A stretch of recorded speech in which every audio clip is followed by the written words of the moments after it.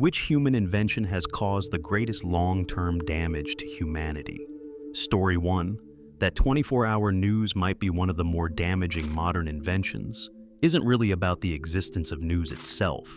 It's about what happens when something that only requires a short factual update gets stretched into a constant, never-ending cycle that has to fill time whether there's actually anything new to report or not. Because if you think about it, most major updates in a day could realistically be covered in a relatively small window, but networks built around continuous coverage can't just stop once the facts are delivered. They have to keep going, which means the focus naturally shifts from reporting what happened to discussing, speculating, analyzing, and sometimes exaggerating what it might mean. And once that shift happens, the tone changes. Information turns into interpretation. Interpretation turns into debate. And debate, especially when it's designed to hold attention, can drift into conflict, oversimplification, or emotionally charged narratives that keep people engaged but not necessarily informed, which is where the concern starts to feel valid. Because over time, that constant exposure doesn't just inform people, it shapes how they see the world, often making events feel more immediate, more dramatic, or more polarized than they might actually be in context. At the same time, there's a simpler explanation that doesn't require intentional manipulation. It's a business model. Attention is valuable, and continuous content keeps people watching. So, the system evolves to meet that demand. Still, the idea sticks. Because when information is stretched to fill time, it doesn't just increase quantity, it changes quality. And over time, that can affect not just what people know, but how they think. Story 2. That leaded gasoline might be one of the most damaging human inventions over the long term is one of those answers that doesn't feel dramatic at first, but becomes a lot heavier the more you think about how widespread and invisible its effects were. Because it wasn't a single event or disaster, it was something that quietly affected entire populations over decades. When tetraethyllead was introduced into fuel, it solved a real engineering problem by improving engine performance. But it also meant that tiny amounts of lead were being released into the air everywhere. Cars existed in cities, neighborhoods, and along roads where millions of people lived their daily lives. And that's where the damage becomes hard to fully grasp, because lead isn't just another pollutant, it's a neurotoxin. Long-term exposure, especially in children, has been linked to cognitive impairment, behavioral changes, and reduced overall health outcomes. And the scale of exposure was massive, affecting generations without most people even realizing it at the time, which is what makes it different from more obvious harmful inventions. It didn't feel dangerous at the moment. It felt normal, necessary even. At the same time, there's a broader context. The risks weren't completely unknown, but they were downplayed or ignored for long periods, partly because of industrial incentives and the benefits the additive provided, which delayed action even as evidence accumulated. Still, the idea sticks, because the impact wasn't just environmental, it was human. Subtle, widespread, and long-lasting in ways that are still being understood. And when you think about an invention that didn't just harm individuals, but potentially shifted outcomes across entire populations over time, it becomes a strong candidate for one of the most damaging of all. Story 3. That plastic might end up being one of the most damaging human inventions long-term is one of those answers that doesn't feel extreme at first, but becomes harder to ignore the more you think about just how persistent and widespread it is. Because unlike a lot of other materials, plastic doesn't really go away. It just breaks down into smaller and smaller pieces. And that's where the problem starts to feel different. It's not just a waste you can see. It's microplastics in water, soil, food, even the air, which means exposure isn't limited to specific places or situations. It's kind of everywhere, in ways that are still being studied and not fully understood yet. And once you realize that, the scale becomes uncomfortable. Because plastic production has been massive, global, and relatively recent, meaning we've introduced something into the environment faster than we've figured out how to manage it responsibly. And a lot of it ends up accumulating in oceans, ecosystems, and landfills where it can persist for decades or longer, which is what makes your point stick. It's not just the invention itself, it's how we use it. Plastic is incredibly useful, cheap, durable, versatile, but those same qualities make it easy to overproduce and dispose of carelessly, turning something practical into something difficult to control at scale. At the same time, there's a broader perspective. Plastic didn't have to become a problem at this level. It's the systems around production, consumption, and waste management that allowed it to reach this point. Still, the idea lingers, because when something is everywhere and keeps accumulating, it stops being just a convenience and starts looking like a long-term consequence we're still in the middle of. Story 4. Unrestricted social media may have fundamentally damaged democracy in a way that's hard to reverse, is one of those claims that sounds dramatic at first, but starts to feel more grounded when you look at how quickly the information environment has changed and how much of democratic systems depend on people having some shared sense of reality to begin with. Because democracy isn't just voting, it's trust, institutions, public discourse, and a baseline agreement on what's actually happening in the world.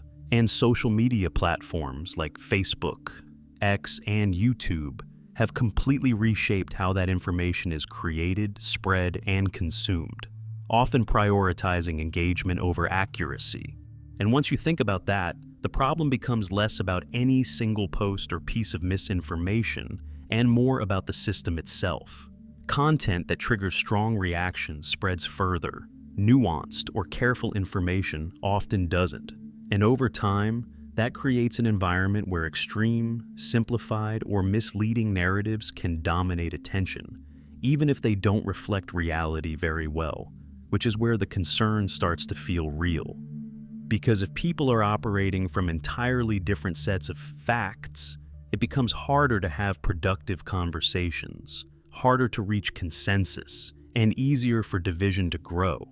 At the same time, there's a simpler explanation that doesn't frame it as something completely broken.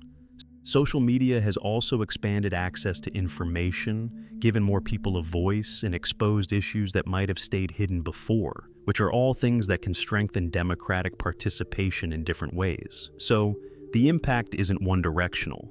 Still, the idea sticks, because when the way people understand the world becomes fragmented, it doesn't just change opinions, it changes how decisions are made. And once that foundation shifts, it's not clear how easily it can be rebuilt. Story 5. That planned obsolescence might be one of the most damaging inventions, even though it's more of a strategy than a physical object, is one of those answers that feels subtle at first, but gets heavier the more you think about how deeply it's embedded in modern life. Because it doesn't just affect one product or one industry, it shapes how everything is made and consumed. Because instead of building things to last as long as possible, the system shifts toward building things to last just long enough, whether that's through design choices, software support limits, or parts that are difficult or expensive to replace. And once that becomes the norm, it changes the entire relationship between people and the things they own. Products stop being long-term tools and start becoming temporary, which is where the long-term damage starts to feel real. Because it doesn't just create more waste, although that's a huge part of it, it also drives constant consumption, resource extraction, and environmental strain, all feeding into a cycle where things are produced, used, and discarded at a pace that's hard to sustain indefinitely. And once that cycle is in place, it reinforces itself. Companies benefit from repeat purchases, consumers get used to upgrading, and durability quietly stops being the priority. At the same time, there's a simpler explanation that overlaps with it. Technology evolves quickly, and sometimes products become outdated not because they're designed to fail, but because newer versions genuinely offer improvements people want, which naturally shortens replacement cycles. Still, the idea sticks, because even when progress is real, the incentives don't always favor longevity. And when an entire system leans toward the things not lasting, the damage isn't immediate, it's cumulative, slow, constant, and spread across everything, which is what makes it feel less like a flaw and more like a direction. Story 6, social hierarchy, especially when it allows certain individuals or groups to accumulate unbalanced or unchecked power over others, starts to look less like a natural structure and more like a long-term problem once you consider how consistently it shapes outcomes across history. Because it's not just about who is on top, it's about what that position allows them to do without consequence. At first, hierarchy can seem functional, organizing people, assigning roles, creating order. But over time, when power concentrates and isn't meaningfully challenged, it tends to reinforce itself. Those at the top gain more control, more resources, more influence, while those below have fewer ways to change their position, and that imbalance becomes harder to correct the longer it exists. And once that happens, the effects spread beyond just economics or status. It starts influencing laws, opportunities, access to information, even the way people think about what's normal or deserved, which means the system doesn't just exist externally, it becomes internalized. People adapt to it, expect it, sometimes even defend it, which is where the long-term damage starts to feel deeper. Because it's not just inequality as a condition, it's inequality as a structure that sustains itself. At the same time, there's a simpler perspective. Some level of hierarchy tends to emerge naturally in any group, based on ability, coordination, or leadership needs. And completely removing it isn't straightforward without creating other kinds of instability. Still, the concern doesn't go away, because when power stops being accountable, it doesn't just stay at the top. It shapes everything beneath it. And over time, that influences compounds in ways that are hard to undo. Not all at once, but gradually, until the imbalance starts to feel like the default.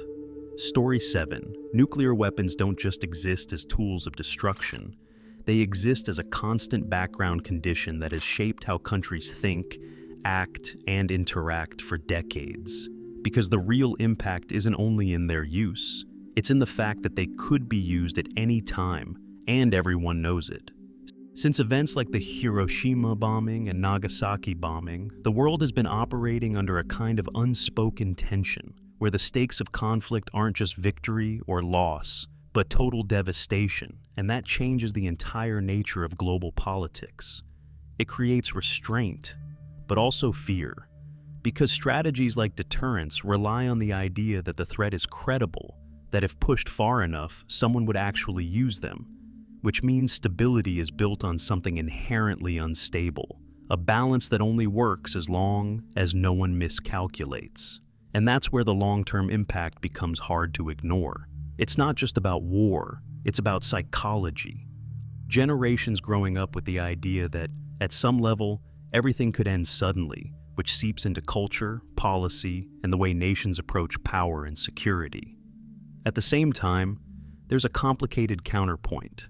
Some argue that nuclear weapons have prevented large-scale wars between major powers because the consequences are too extreme, forcing conflicts into smaller or indirect forms instead. Still, that doesn't really remove the weight of it, because peace maintained by the threat of destruction isn't the same as peace without it. And as long as those weapons exist, that tension doesn't go away. It just becomes part of the world people learn to live in. Story 8. Money and the concept of wealth start to feel less like neutral tools and more like a driving force behind long-term damage when you look at how incentives actually play out at scale. Because in theory, money is just a way to organize value and exchange. But in practice, it becomes something people accumulate, compete over, and prioritize above almost everything else. And once wealth becomes the main measure of success, the system starts to tilt. Decisions aren't always made based on what's sustainable or beneficial in the long run, but on what generates the most return in the shortest time, which can lead to overuse of resources, environmental damage, and choices that make sense financially but not necessarily collectively, which is where the frustration behind the idea comes from. Because it creates a situation where a relatively small number of people or organizations can control a disproportionate amount of resources, influence, and direction, while the long-term consequences, like environmental degradation or instability, are spread across everyone else. And over time, that imbalance compounds. Wealth generates more wealth. Influence reinforces itself. And the gap between what's profitable and what's sustainable can widen if nothing actively corrects it. At the same time, there's a simpler perspective. Money itself isn't inherently destructive. It's a tool that reflects human priorities, and it has also enabled large-scale cooperation, innovation, and development that wouldn't be possible otherwise. Still, the concern doesn't really go away. Because when the system consistently rewards short-term gain over long-term stability, it starts to push behavior in a direction that isn't easy to reverse. And when that direction affects something as fundamental as the environment we depend on, it stops being just an economic issue and starts to feel like a survival one. Story 9, capitalism. When you look at it through this lens, starts to feel less like just an economic system and more like a set of incentives that, over time, can push behavior in a very specific direction, because at its core, it rewards growth, competition, and profit. And those things don't always line up neatly with long-term stability or collective well-being. First, it drives innovation, efficiency, new technologies, higher standards of living. But the same mechanisms that make it powerful can also create pressure to keep expanding, keep producing, keep extracting, even when the marginal benefit starts to shrink and the long-term cost starts to grow. And once that momentum builds, it's hard to slow down. Because companies that don't grow get replaced by ones that do, and individuals within the system are often responding to incentives rather than consciously choosing outcomes, which means the direction can continue even if people recognize the problems, which is where the concern starts to land. Because it's not just about inequality or wealth concentration, although those are part of it, it's about how the system can encourage short-term gains over long-term consequences, whether that's environmental damage, resource depletion, or social imbalance. At the same time, there's a simpler perspective. Capitalism has also been one of the most effective systems for generating wealth, reducing poverty in many parts of the world, and enabling large-scale progress, which makes it hard to frame it as purely destructive. Still, the tension doesn't go away. Because when a system is built around continuous growth in a finite world, it raises a question that doesn't have an easy answer: how long that balance can actually hold. Story 10. Agriculture, when you zoom out far enough, starts to look less like the foundation of civilization and more like the turning point that made a lot of its problems possible, because before it, human societies were smaller, more mobile, and generally limited in how much power or surplus anyone could accumulate. But once farming enters the picture, everything changes. You get a surplus, stored food, permanent settlements, and from that, you get population growth, specialization, and eventually systems where some people control more resources than others, which is where hierarchy, inequality, and organized power really begin to take shape in a lasting way. And once that structure exists, it builds on itself. Land ownership, labor systems, governments, even conflict on a larger scale, because now there's something fixed to defend, expand, or take, which is where the idea starts to feel less exaggerated. Because agriculture didn't just allow civilization, it allowed the conditions for its darker sides too. At the same time, there's no real way around it. Without agriculture, there's no large-scale society, no cities, no technology as we know it, no modern medicine, no global communication. Everything that defines the world now depends on that shift. So, it's not that agriculture was a mistake, it's that it unlocked both sides of human potential at once. Still, the thought sticks, because when you trace so many modern problems back far enough, they seem to begin at the same point, when humans stopped moving and started building systems that could outgrow their control. Story 11, AI, or more specifically the rapid acceleration of artificial intelligence systems into everyday life, starts to feel less like just another technological step forward and more like a shift that could fundamentally change how humans relate to work, information, and even each other. Because unlike past tools that extended human ability, this is something that can begin to replace parts of it entirely. At first, it's incredibly useful. Automation, efficiency, solving problems faster than we could on our own, helping with everything from medicine to creativity, and it's easy to see why it's being pushed so aggressively, because the upside is immediate and very visible. But the concern creeps in when you think about scale. Because once systems can generate content, make decisions, and optimize processes better than humans in certain areas, the question stops being, how can this help us? And starts becoming, where are humans still necessary? And that shift has implications for jobs, identity, and how value is assigned in society. And it's not just about work, it's about information too. When AI can produce text, images, and video at a level that's hard to distinguish from real human output, it blurs the line between authentic and artificial in a way that can make it harder to trust what you're seeing, especially at scale. At the same time, there's a simpler perspective. This is still a tool shaped by how people use it, regulated, limited, and guided by human decisions, at least for now. Still, the idea sticks, because unlike most inventions, this one doesn't just change what we can do, it starts to change what we are in the system. And once that line starts to blur, it's not entirely clear where it stops. Story 12, the automobile. When you really zoom out and look at its long-term impact, starts to feel less like just a convenient invention and more like something that quietly reshaped the entire structure of modern life in ways we're still dealing with. Because it didn't just change how we travel, it changed how cities are built, how far people live from work, and how dependent everything became on constant movement. At first, it's obviously beneficial. Freedom, speed, access, the ability to go wherever you want without relying on fixed routes. And it's hard to imagine modern life without that level of mobility. But the trade-offs start to add up the longer you look at it. Cities redesigned around cars instead of people, massive infrastructure dedicated to roads and highways, reliance on fossil fuels, pollution, accidents, and a kind of everyday risk that's become so normal, people barely think about it anymore.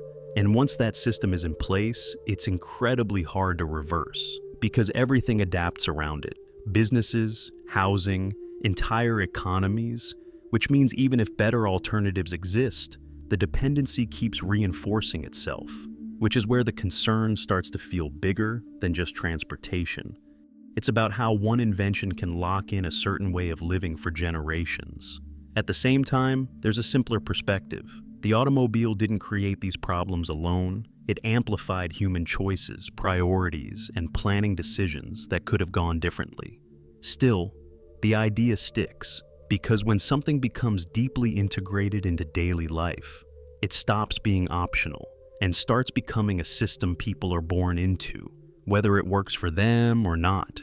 Story 13, cigarettes. When you really think about it, start to feel less like just another harmful product and more like one of the clearest examples of long-term damage being normalized and even promoted at a massive scale.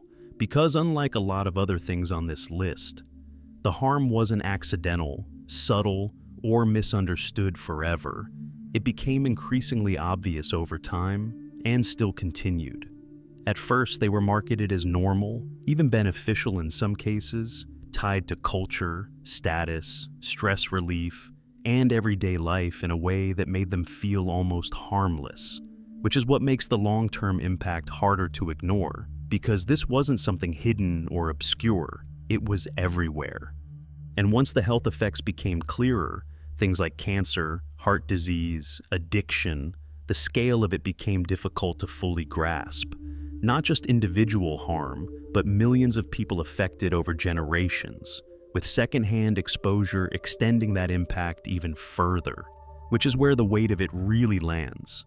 Because this wasn't just a product people chose in isolation, it was something heavily marketed, socially reinforced, and for a long time, defended or downplayed despite growing evidence, which makes the damage feel less like a side effect and more like something that was allowed to continue far longer than it should have. At the same time, there's a broader perspective. Awareness eventually did shift, regulations increased, and usage has declined in many places, which shows that systems can correct, even if slowly. Still, the idea sticks, because cigarettes represent something bigger than just themselves. They show how a harmful product can become embedded in culture, protected by incentives, and normalized to the point where the consequences only fully register after decades. And by then, the damage is already done. Story 14. Gunpowder, and everything that followed from it, starts to feel less like just a single invention and more like a turning point where the scale and efficiency of human violence change permanently. Because before it, conflict was still brutal, but it was limited in how much damage could be done quickly and from a distance. Once gunpowder enters the picture, that changes.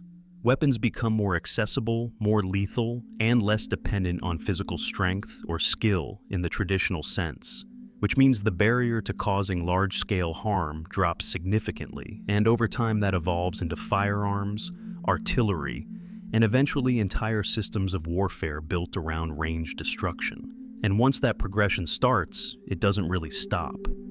Each advancement builds on the last, making conflict more efficient, more impersonal, and often more devastating, until you reach a point where a small number of people, or even a single individual, can cause harm that would have been impossible in earlier periods, which is where the long-term impact starts to feel different.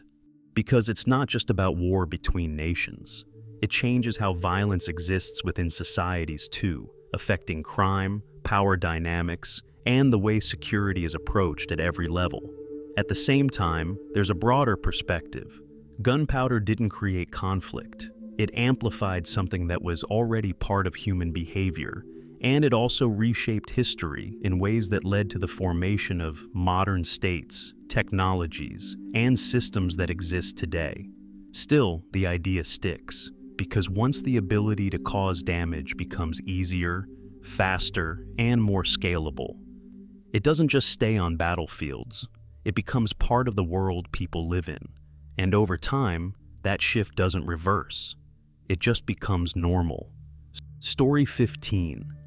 The AK-47. When people bring it up in this kind of discussion, isn't just about one specific weapon. It's about what it represents in terms of how accessible, durable, and widespread modern firearms became once something like it existed, because it wasn't just powerful. It was simple, reliable, cheap to produce, and easy to use, which made it very different from more complex weapons that require training or maintenance. And once you have a tool like that, the impact scales quickly. It spreads across conflicts, across borders, across decades, used by militaries, militias, insurgent groups, and individuals, often outlasting the conflicts it was originally produced for, which means it doesn't just shape one war, it becomes part of multiple generations of conflict in different parts of the world, which is where the weight of it starts to land. Because it lowers the barrier to sustained violence, making it easier for instability to continue once it starts, and harder to fully resolve conflicts when weapons remain widely available long after the original cause has faded. At the same time, there's a broader perspective. The AK-47 didn't create violence, and it didn't invent firearms. It's part of a much longer chain that goes back to things like gunpowder itself. But it represents a point where efficiency, cost, and durability came together in a way that made the technology almost impossible to contain. Still, the idea sticks, because when something is that effective, that widespread, and that long-lasting. It stops being just a tool tied to a moment in history and starts becoming part of the background of how conflict exists in the modern world. Story 16. Mustard gas, especially something like sulfur mustard, is one of those inventions that doesn't just represent damage in terms of scale, but in terms of how inhumane that damage is, because it wasn't designed to kill quickly or cleanly. It was designed to incapacitate, to linger, and to cause prolonged suffering in a way that fundamentally changed how people thought about warfare. When it was used during World War I, it introduced a kind of fear that went beyond conventional weapons, because you couldn't always see it, you couldn't always escape it, and exposure didn't just mean injury, it meant burns, blindness, lung damage, and long-term health effects that could last for years. And that's where the impact becomes different. It's not just about immediate destruction, it's about lasting harm. Because even those who survived carried the consequences with them, physically and psychologically, which extended the damage far beyond the battlefield itself. And once weapons like that exist, it changes the boundaries of what's considered possible in conflict. It opens the door to methods of warfare that target the human body in ways that feel less like combat and more like prolonged suffering. At the same time, there's a broader perspective. The horror of chemical weapons, including mustard gas, led to international efforts to ban and restrict their use, which shows that even in war, there are lines people try to draw once the consequences become too severe to ignore. Still, the idea sticks. Because it represents a moment where technology didn't just make war more efficient, it made it more cruel. And once that line is crossed, it can't really be uncrossed. Story 17. Casino slot machines that let you use credit or debit cards instead of cash start to feel less like a simple convenience feature and more like a subtle shift in how people experience spending. Because the moment you remove physical money from the process, you also remove a lot of the friction and awareness that normally comes with it. At first, it seems harmless, faster, easier, no need to carry cash around, everything streamlined into a quick tap or insert, which fits perfectly into how modern systems are designed. But that's exactly where the concern starts to build. Because when you're no longer handling physical bills, it becomes easier to lose track of how much you're actually spending. The numbers feel more abstract, less immediate, and that can change behavior in ways people don't always notice in the moment. And once you combine that with how slot machines are already designed, the lights, sounds, near misses, constant feedback loops, it creates an environment where everything is optimized to keep you engaged. And removing friction just makes that loop smoother, which is where the long-term impact starts to feel real. Because it's not just about individual losses, it's about how the system is structured to encourage continuous play, especially for people who might already be vulnerable to that kind of environment. At the same time, there's a broader perspective. Cashless systems exist everywhere now, not just in casinos, and for many people they don't lead to harmful behavior, they're just part of everyday convenience. Still, the idea sticks, because when spending becomes easier and less tangible, it doesn't just change transactions, it changes perception. And once that shift happens in a place specifically designed around risk and reward, it's not hard to see how it could go further than people expect. Story 18, the smartphone, when you look at it this way, starts to feel less like just a powerful tool and more like something that subtly reshapes how people think, focus, and interact with information over time. Because it's not just what it gives you, it's how constantly it's there, always accessible, always pulling attention in small, repeated bursts throughout the day. At first, it's obviously useful. Instant access to knowledge, communication, navigation, basically an entire set of tools in your pocket. And it's hard to argue against how much easier it makes certain parts of life. But the concern comes from how it changes behavior. Shorter attention spans, constant notifications, endless scrolling, and a tendency to rely on quick answers instead of deeper understanding, which can make thinking feel more reactive than deliberate, more surface level than reflective. And once that pattern becomes habitual, it starts to compound. Because the brain adapts to how it's used, and if most interactions are fast, fragmented, and optimized for engagement, then deeper focus and sustained attention can feel harder to maintain over time, which is where the idea starts to land. Not necessarily that smartphones are making people dumb in a direct sense, but they might be shifting how people process information in a way that favors speed and convenience over depth. At the same time, there's a broader perspective. Smartphones also give people access to more information than ever before, and for many, they're tools for learning, creating, and connecting in ways that weren't possible before. Still, the concern sticks. Because when something changes how attention works, it doesn't just affect what people know, it affects how they think. And once that shift happens gradually, across millions of people, it's hard to measure, but not so hard to feel. Story 19. Diamonds having the kind of value they do starts to feel less like something natural and more like something constructed once you look at how that value was built over time.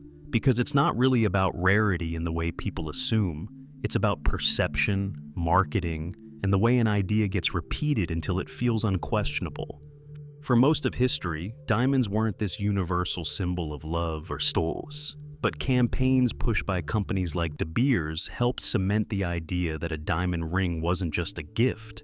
It was the way to represent commitment, tying emotion to a product in a way that made it feel almost mandatory rather than optional. And once that association takes hold, it does something interesting. It shifts the meaning. The object itself isn't just a stone anymore. It becomes a signal of love, of status, of worth. And that's where the frustration in your point comes from. Because from a purely practical perspective, it's still just a piece of carbon, but socially, it carries weight far beyond what it physically is. And once people start internalizing that, it can influence how they see themselves and others, whether consciously or not, especially when expectations around things like engagement rings become standardized. At the same time, there's a broader perspective. Not everyone ties personal worth to something like that, and for many, it's more about tradition or symbolism rather than literal value. Still, the idea sticks, because it highlights how easily meaning can be assigned to something ordinary, and once enough people agree on that meaning, it stops feeling arbitrary. Even if, at its core, it kind of is. Story 20. Advertising, when you really sit with it for a bit, starts to feel less like a neutral way of informing people about products and more like a system designed to shape behavior at scale.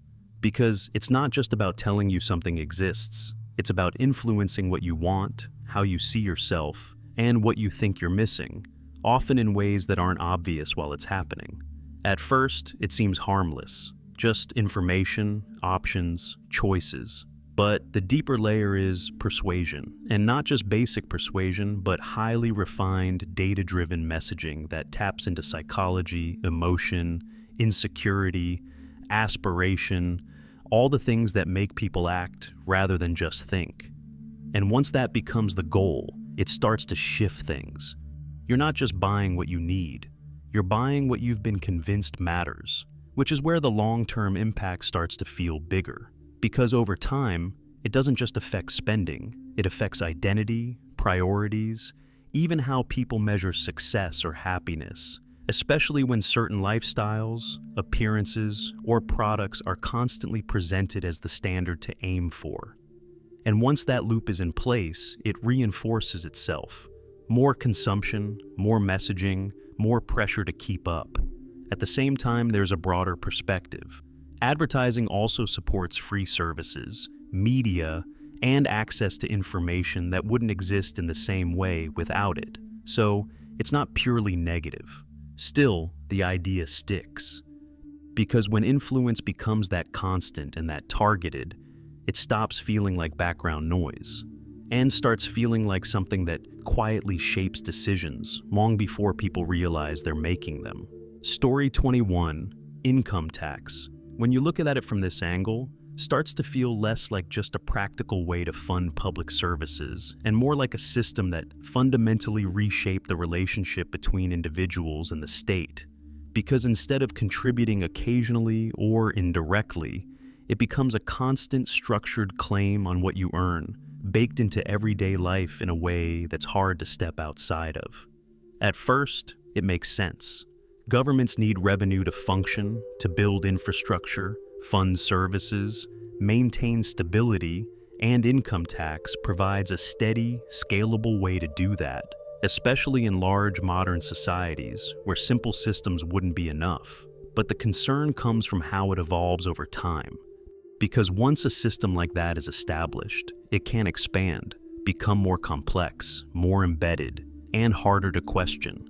And for some people, it starts to feel less like a contribution and more like a permanent obligation that limits how much control they have over the value they create. And once that perception sets in, it changes how people view work, success, and even fairness. Because it's not just about paying into a system, it's about how much is taken, how it's used, and whether people feel they're getting something meaningful in return, which is where the tension really builds. At the same time, there's a broader perspective. Income tax has enabled large-scale public goods that wouldn't exist otherwise. Things like healthcare systems, education, transportation networks, and social safety nets, which have improved quality of life for millions of people. Still, the idea sticks, because when something is both necessary and restrictive at the same time, it creates a kind of friction that never fully goes away. And once that friction becomes part of everyday life, people don't just accept it, they question it, even if they also depend on it. Story 22, the electric chair, when you look at it beyond just being another method of execution, starts to feel less like progress and more like an attempt to make something inherently brutal appear controlled and almost clinical, because it was introduced with the idea that it would be more humane, more efficient, a cleaner alternative to older methods. But the reality didn't always match that intention. It's closely tied to figures like Thomas Edison and the broader push to demonstrate the dangers of alternating current during the so-called War of Currents, which already gives it this strange origin where technology, competition, and punishment intersect in a way that feels less about justice and more about proving a point. And once it started being used, the outcomes were often inconsistent. Instead of quick, painless deaths, there were cases where executions went wrong, where people suffered visibly, where the process took longer than expected, which made the idea of it being humane feel questionable at best, which is where the deeper discomfort comes in. Because it represents this attempt to systematize death in a way that feels sanitized, even though the underlying act doesn't really change. And that contrast between intention and reality is what makes it stand out. At the same time, there's a broader perspective. The electric chair didn't create capital punishment. It was just one method among many, reflecting a period where people were trying, in their own way, to make something harsh seem more acceptable. Still, the idea sticks. Because when technology is used to refine something like that, it raises a different kind of question. Not just about how it's done, but whether it should be done at all. And once that question is there, the method itself starts to feel secondary. Story 23, Reality T5. When you really sit and think about what it's done over time, starts to feel less like harmless entertainment and more like something that subtly reshaped how people view reality itself. Because it didn't just show life, it edited it, dramatized it, and then presented that version back as if it were authentic, which creates this weird feedback loop where performance and reality start blending together. At first, it's just fun. Unscripted moments, real people, unpredictable situations, and that's what made it appealing in the beginning, because it felt different from traditional media. But the longer it's been around, the more you start to notice the patterns. Conflict gets amplified, personalities get exaggerated, situations get engineered, and what's presented as real is often carefully constructed to be more engaging, which slowly shifts expectations about how people think real life is supposed to look. And once that happens, it doesn't just stay on screen, it leaks into behavior. People start performing more, curating themselves, leaning into drama, because that's what gets attention. And that influence shows up even outside of TV, especially in the age of social media, where everyone can, in a way, become their own reality show. Which is where the long-term impact starts to feel bigger. Because it's not just about entertainment, it's about changing the baseline of authenticity. At the same time, there's a broader perspective. Reality TV didn't create the desire for drama or attention, it just packaged and amplified it in a way that resonated with audiences. Still, the idea sticks. Because when something changes how people present themselves and perceive others, it doesn't just affect what we watch, it affects how we live.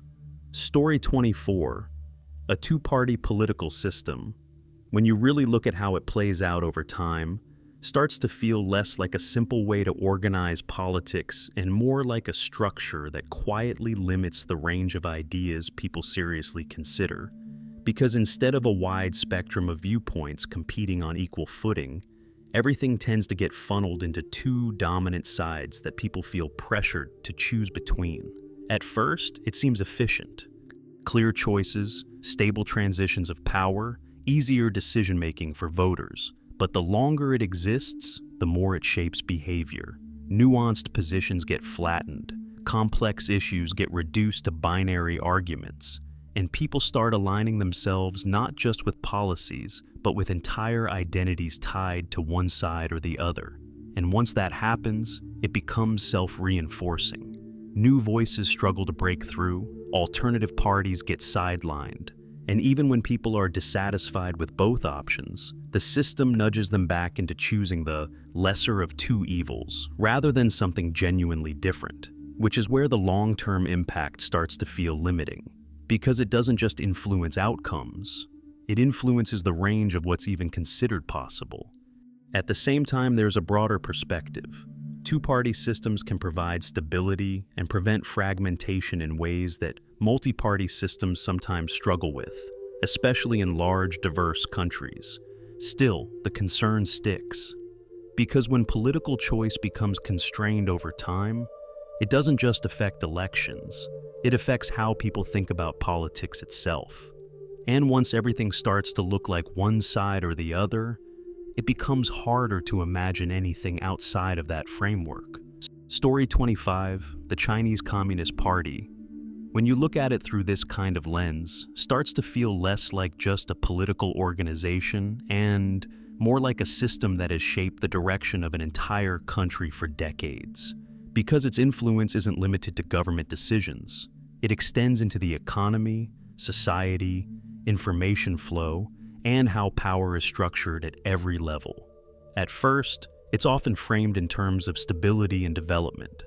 Centralized control allows for rapid decision-making, long-term planning, and the ability to coordinate massive changes in infrastructure and industry in ways that more fragmented systems sometimes struggle to do. But the concern comes from the other side of that same structure. Because when power is that concentrated and not easily challenged, it raises questions about accountability, transparency, and how dissent is handled, especially when the same system that drives progress also controls the narrative around it. And once that dynamic is in place, it tends to reinforce itself. Control over institutions, media, and public discourse makes it harder for alternative viewpoints to gain traction, which means the system can continue largely on its own terms, which is where the long-term impact starts to feel significant. Because it's not just about policies, it's about how power operates over time. At the same time, there's a broader perspective. The same system has also overseen one of the fastest periods of economic growth and poverty reduction in history, which complicates any attempt to frame it as purely harmful or purely beneficial. Still, the idea sticks, because when a single structure holds that much influence over such a large population, it naturally raises questions about how that power is used, and how it shapes the future over time, even if the full picture is more complex than a single narrative. Story 26, slavery, when you really sit with it as an invention, in the sense of a system humans created and sustained, starts to feel less like just a historical practice and more like one of the clearest examples of how power, economics, and dehumanization can combine into something that reshapes entire societies for generations. Because it wasn't just about forced labor, it was about turning people into property in a way that stripped them of identity, autonomy, and basic rights. At first, in the context of different eras, it was normalized, justified through culture, law, and even ideology, which is part of what makes its long-term impact so heavy. Because it wasn't hidden or accidental, it was structured, defended, and integrated into economies and daily life. And once a system like that exists, it doesn't just affect the people directly subjected to it. It builds hierarchies. It shapes wealth distribution. It influences social attitudes that can persist long after the system itself is abolished, which is why its effects don't end when the practice formally does, which is where the depth of the damage really shows. Because it's not just about the past, it's about how those structures echo forward. At the same time, there's no real counterbalance that makes it feel neutral or justified in hindsight. Unlike some other inventions that have mixed outcomes, slavery stands out because the harm is so direct, so intentional, and so foundational to certain systems of power. Still, the idea sticks. Because it represents something beyond a single invention, it shows how far human systems can go when people are reduced to means rather than ends. And once that line is crossed, the consequences don't just disappear, they carry forward, shaping the world long after the system itself is gone. Story 27, factory farms. When you really think about how they operate at scale, start to feel less like just an efficient way to produce food, and more like a system that prioritizes output above almost everything else. Because the whole model is built around maximizing production, minimizing cost, and standardizing processes in a way that turns living animals into units in a system rather than individual beings. At first, it solves a real problem. Feeding large populations, making food more affordable, keeping supply consistent, all of which matter in a world with billions of people. But the trade-offs start to become harder to ignore the more you look at them. Conditions that prioritize density over welfare, environments that can contribute to stress and disease, heavy reliance on antibiotics, and environmental impacts from waste and emissions that build up over time, often out of sight of the people consuming the end product. And once that system is established, it reinforces itself. Demand stays high, production scales further, and alternatives struggle to compete on price, which makes change slow and difficult even when concerns are widely recognized. Which is where the long-term impact starts to feel broader than just agriculture. Because it touches on health, environment, ethics, and how disconnected people have become from the sources of what they consume. At the same time, there's a broader perspective. Not all large-scale farming operates the same way, and there are ongoing efforts to improve standards, reduce harm, and develop alternatives that balance efficiency with sustainability. Still, the idea sticks. Because when something essential like food production is shaped primarily by efficiency, it raises questions about what gets sacrificed along the way, and whether that balance can really hold long-term.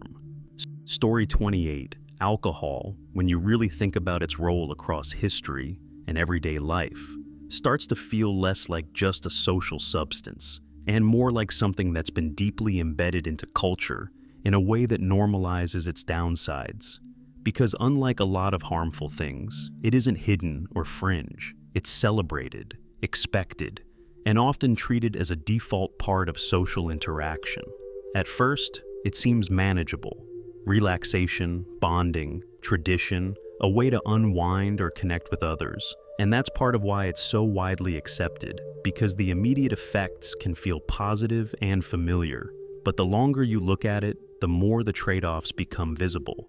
Addiction, health problems, impaired judgment, accidents, and the ripple effects it can have on relationships and decision-making, which don't just affect individuals, but extend outward to families and communities. And once that pattern exists, it reinforces itself.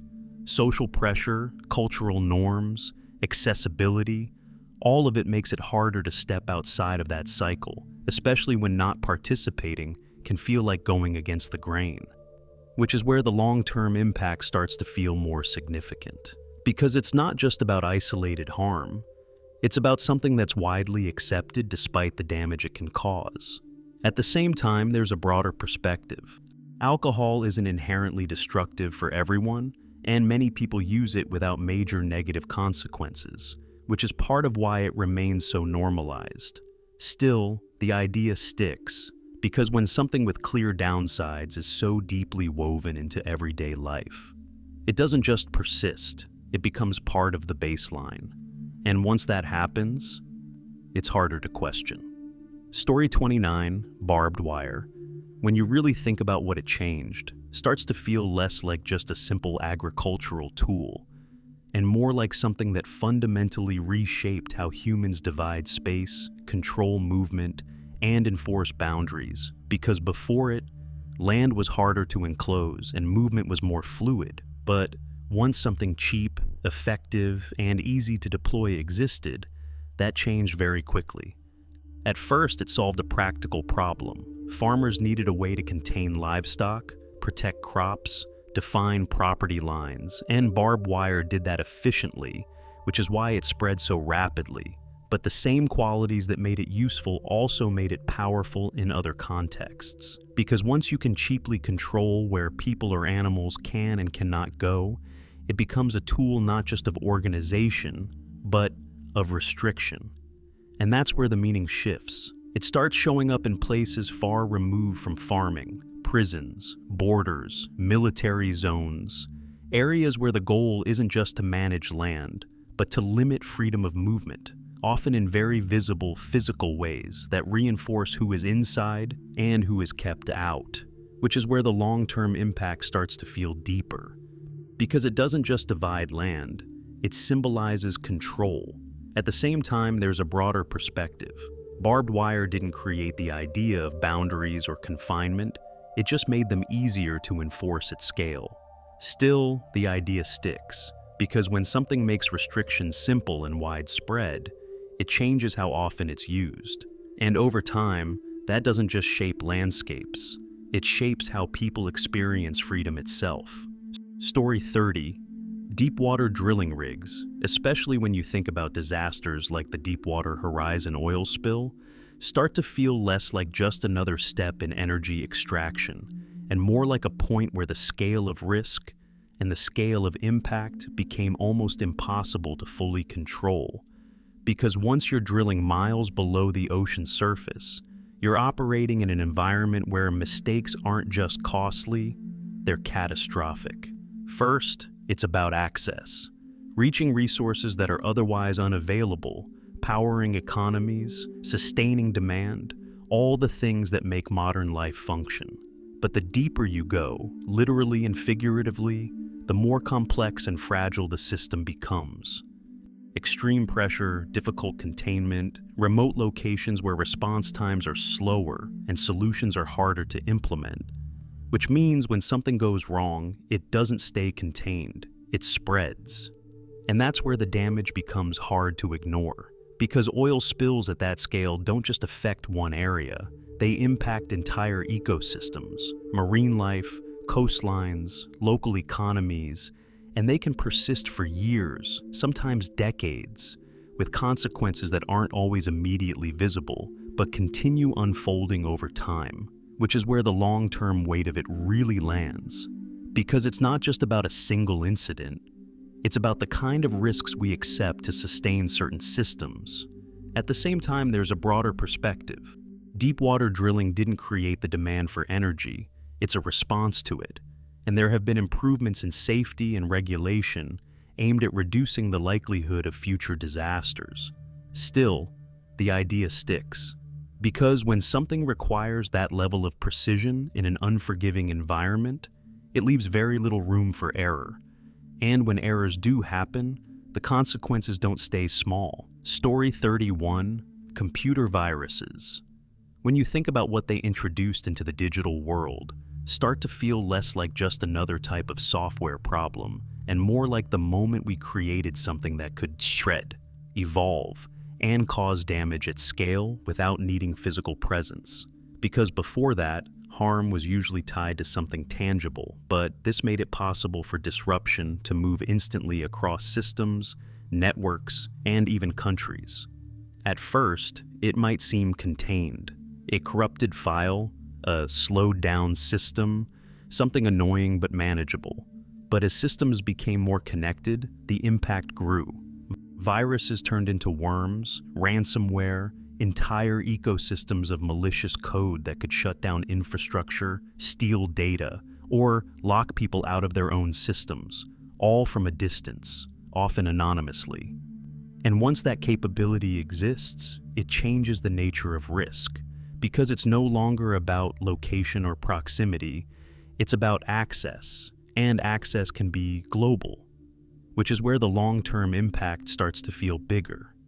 Because modern life depends on digital systems, finance, communication, healthcare, energy, and the more those systems connect, the more vulnerable they become to something that can replicate and spread without the usual physical limits.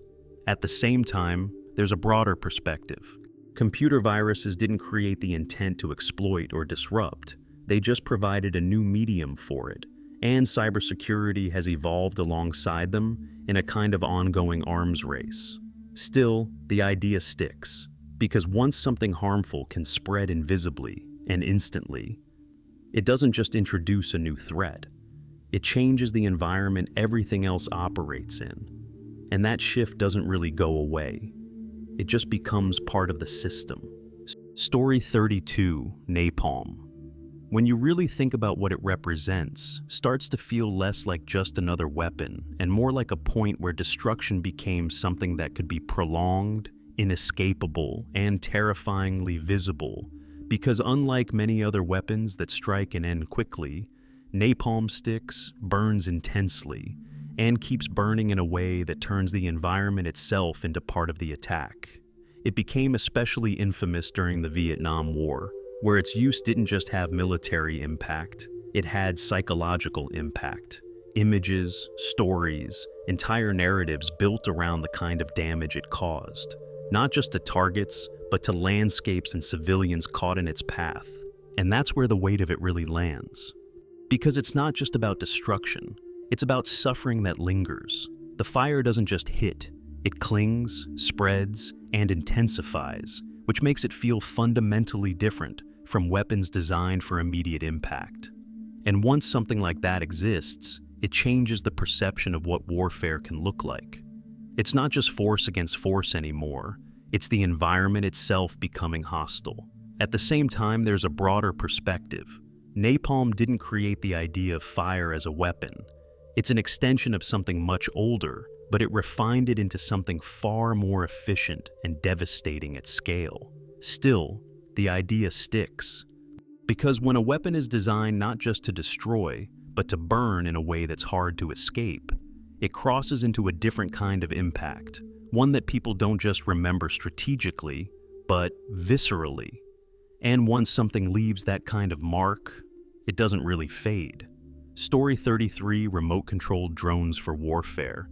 When you really think about what they changed, start to feel less like just another military advancement and more like a shift in how conflict is experienced altogether, because they create this distance between action and consequence that didn't exist in the same way before, where decisions and outcomes can be separated by thousands of miles.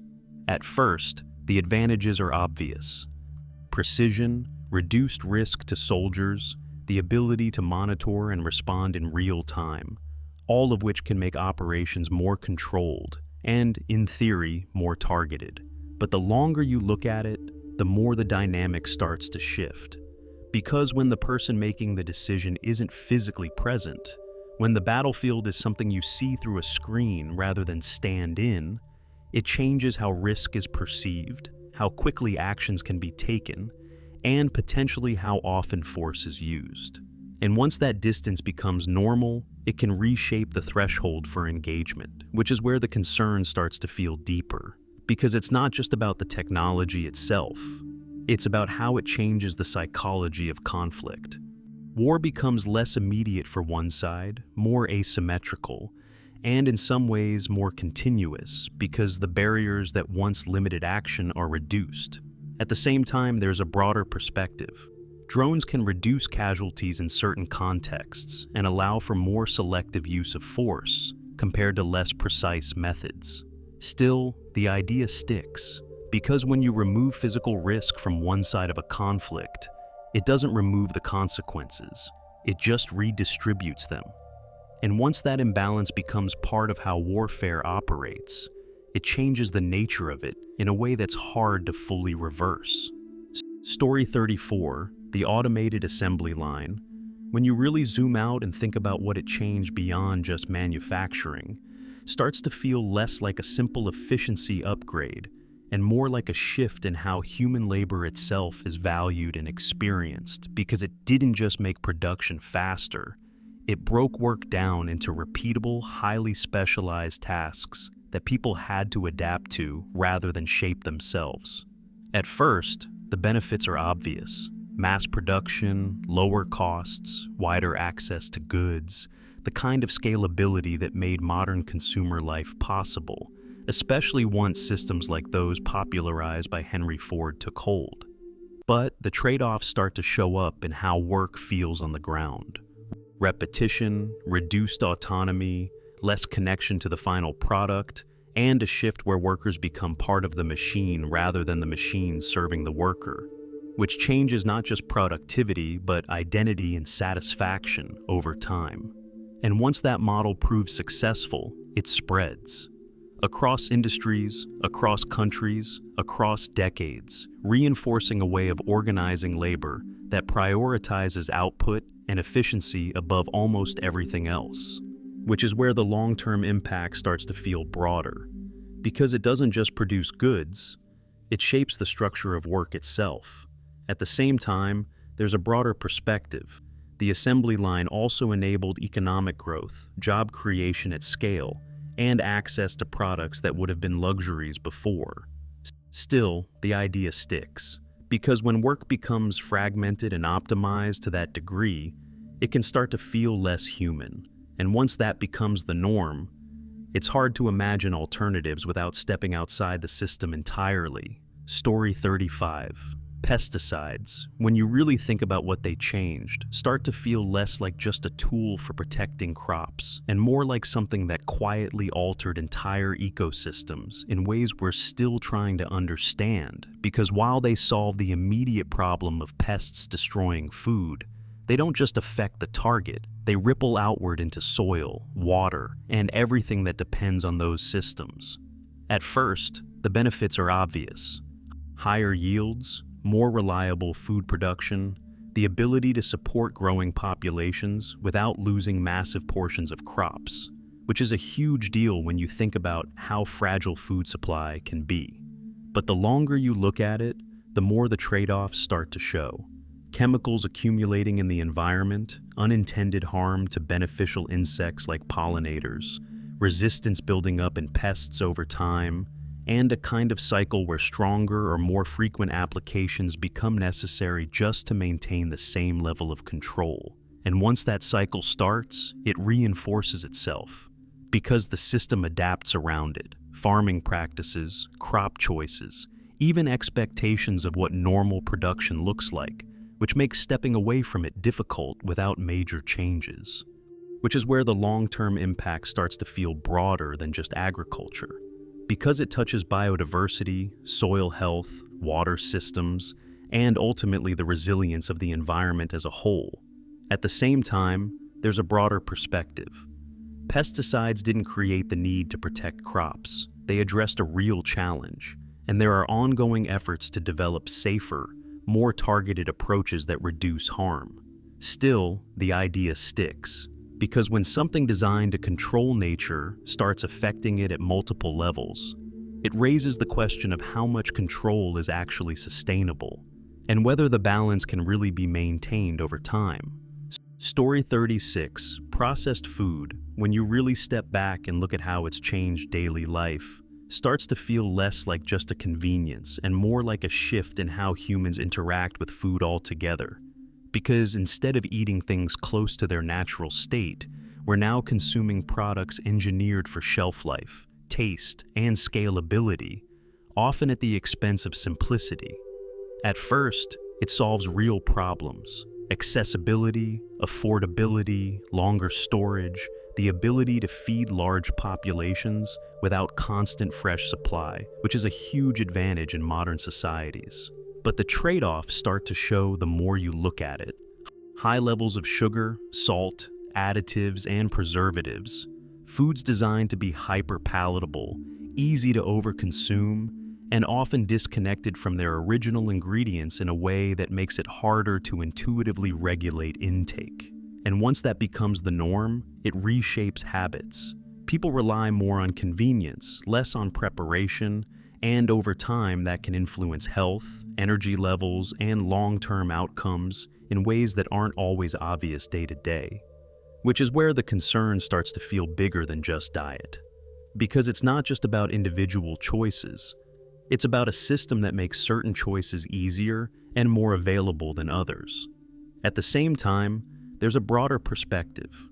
Processed food isn't inherently harmful across the board, and it has played a major role in reducing food scarcity and making nutrition more widely available.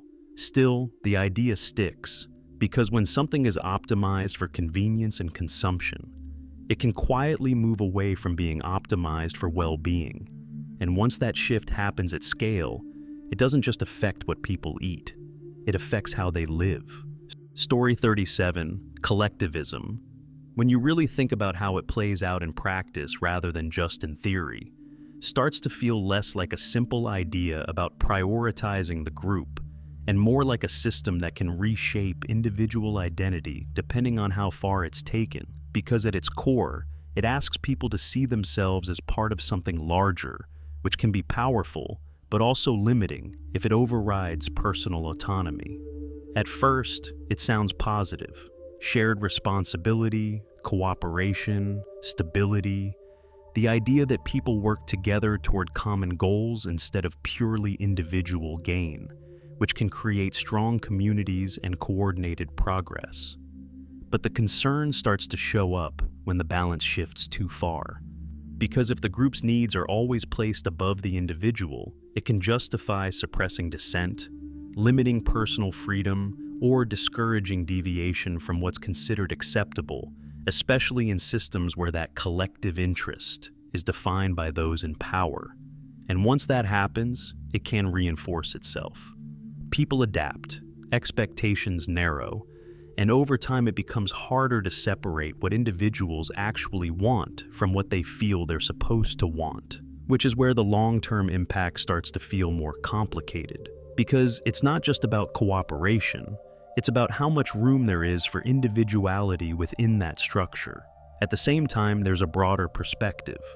No society functions without some level of collectivism, shared rules, shared systems, shared goals, and many of the benefits people rely on come from that cooperation.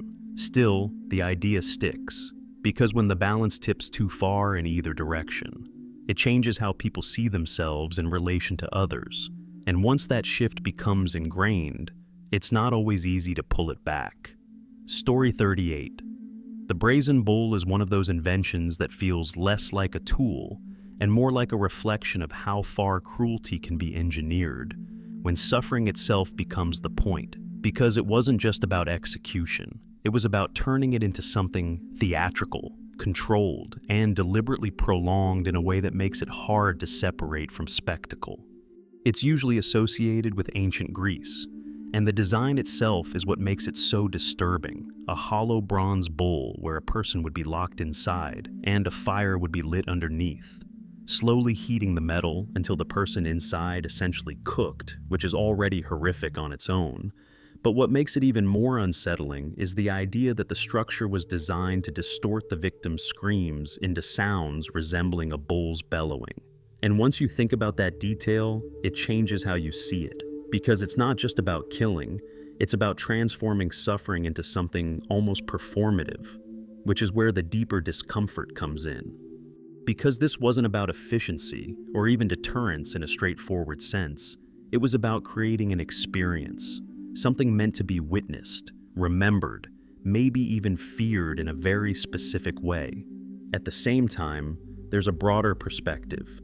Historical accounts of the brazen bull are debated, and some suggest it may be exaggerated or symbolic rather than widely used in practice. Still, the idea sticks, because whether fully real or partly myth, it represents a boundary, a point where invention stops being about solving problems and starts being about refining suffering. And once something crosses into that space, it leaves a very different kind of mark on how we think about human capability. Story 39, high fructose corn syrup. When you really think about how it fits into modern food systems, starts to feel less like just another ingredient and more like something that quietly reshaped how and what people consume on a massive scale. Because it isn't just used occasionally, it's everywhere. In drinks, snacks, sauces, foods you wouldn't even expect. At first, it solves a very practical problem. It's cheap, stable, easy to produce in large quantities, and blends well into processed foods, which makes it incredibly attractive for manufacturers trying to scale production and keep costs down. But the concern starts to build when you look at how that convenience plays out over time. Because when something like that becomes so widely used, it doesn't just stay an ingredient, it becomes part of the baseline diet, often increasing overall sugar consumption in ways people don't always notice, especially when it's hidden in everyday products. And once that shift happens, it can influence habits. Taste preferences adapt, cravings change, and over time it can contribute to broader issues like obesity, metabolic problems, and other health concerns that don't show up immediately but build gradually, which is where the long-term impact starts to feel bigger. Because it's not just about individual choices, it's about how the system is structured to make certain choices easier, cheaper, and more common. At the same time, there's a broader perspective. High fructose corn syrup isn't uniquely toxic compared to other sugars in equivalent amounts. And the bigger issue is overall consumption, rather than a single ingredient. Still, the idea sticks, because when something is cheap, widespread, and easy to overconsume, it doesn't just sit in the background, it shapes behavior. And once that happens at scale, the effects tend to follow. Story 40, the Skinner box, or more broadly, the idea behind operant conditioning, starts to feel less like just a lab experiment and more like something that quietly shaped how systems influence human behavior at scale. Because at its core, it's about reinforcement, reward something, punish something, and over time behavior adapts without the subject necessarily being fully aware of why.